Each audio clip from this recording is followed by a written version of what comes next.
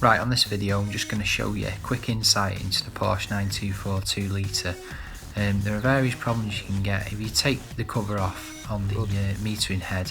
Sometimes you can find out that it's really gunked up, and also the vacuum hoses around the outsides.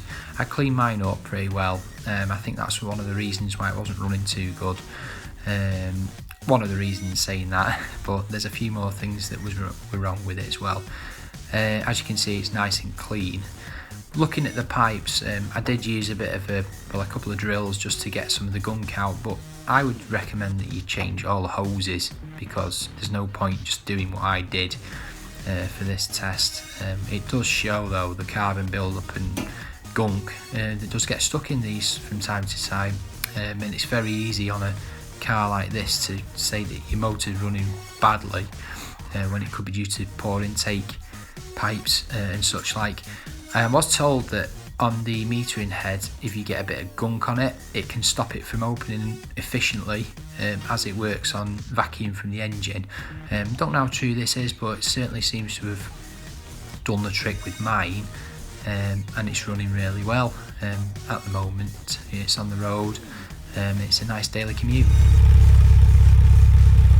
Obviously, through the exhaust you can see some of the moisture build-up that's been inside the exhaust, just pushing out. Hardly little to no misfiring, so it runs really well now. Right, so I'm drawing a diagram of cylinders from a top view, obviously pointing out the front of the cylinder block, labelling 1, 2, 3 and 4. One of the reasons why it wasn't running very well, it seemed to be running on 2 cylinders only when I picked it up. Obviously what they'd done is they swapped over 2 of the HT leads, which meant that the firing order was wrong.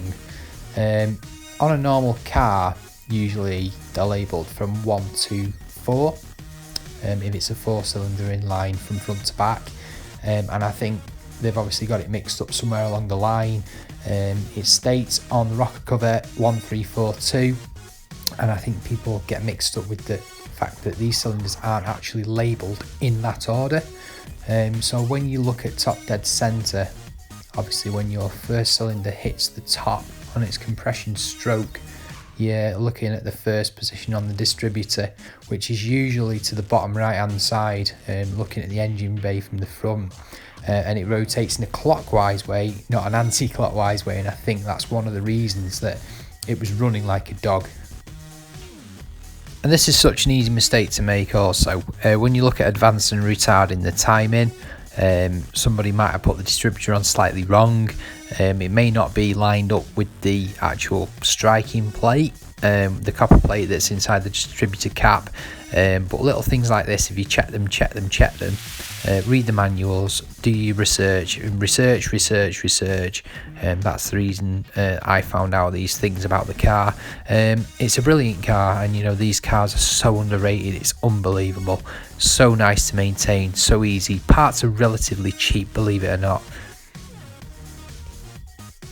Right guys, thanks for watching the video. If there's anything I'm getting wrong, please let me know. I don't pretend to be a mechanic, because I'm not, and I'm sure there's a lot more of you out there as well that are just learning.